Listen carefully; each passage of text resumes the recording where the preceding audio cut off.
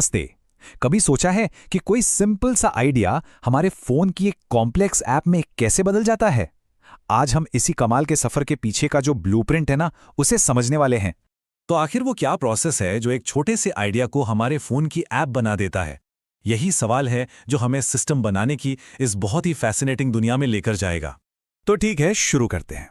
देखिए, कुछ भी बनाने से पहले उसकी नींव को समझना जरूरी होता है ना? और यहां पर वो नींव है सिस्टम का कॉन्सेप्ट।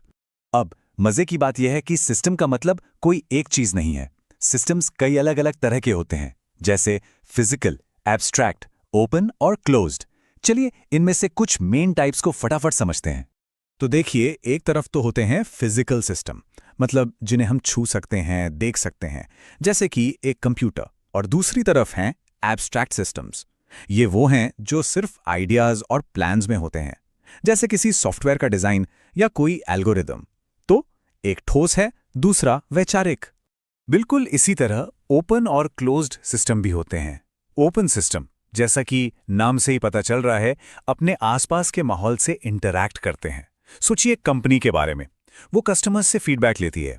ये हुआ इनपुट, और फिर अपने प्रोडक्ट्स को बेहतर बनाती है। वो हो गया आउटपुट। वहीं दूसरी तरफ क्लोज्ड सिस्टम एकदम सेल्फ सफिशिएंट होते हैं, मतलब आत्मनिर्भर। पर हां, एक बात याद रखने वाली है, असल दुनिया में ना लगभग कोई भी सिस्टम पूरी तरह से क्लोज्ड नहीं होता।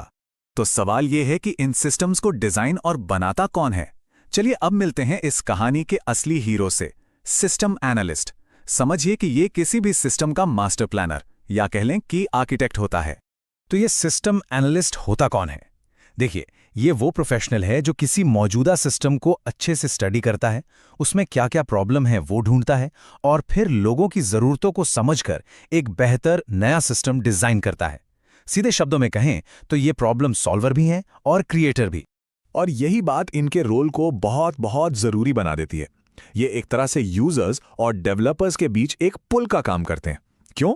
क्योंकि उन्हें बिजनेस की जरूरतें भी समझ आती हैं और टेक्नोलॉजी के सॉल्यूशंस भी। मतलब ये एक ट्रांसलेटर की तरह है जो दो बिल्कुल अलग अलग दुनियाओं को जोड़ते हैं।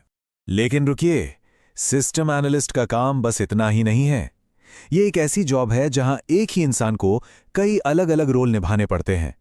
ऐसा समझिए कि ये एक साथ कई अलग अलग टोपियां पहनते हैं। चलिए इनकी कुछ मेन भूमिकाओं पर एक नजर डालते हैं। सबसे पहले ये एक प्रॉब्लम आइडेंटिफायर हैं, एक जासूस की तरह जो सिस्टम की कमजोरियों को ढूंढ निकालते हैं। फिर ये बनते हैं रिक्वायरमेंट एनालिस्ट, जो यूजर्स क्या चाहते हैं उसे टेक्नोलॉजी की भाषा में बदलते हैं।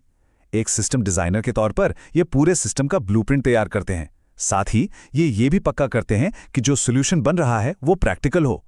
एक अच्छे कम्युनिकेशन फैसिलिटेटर के रूप में ये मुश्किल से मुश्किल टेक्निकल बातों को आसान भाषा में समझाते हैं। और सबसे जरूरी, ये एक चेंज एजेंट होते हैं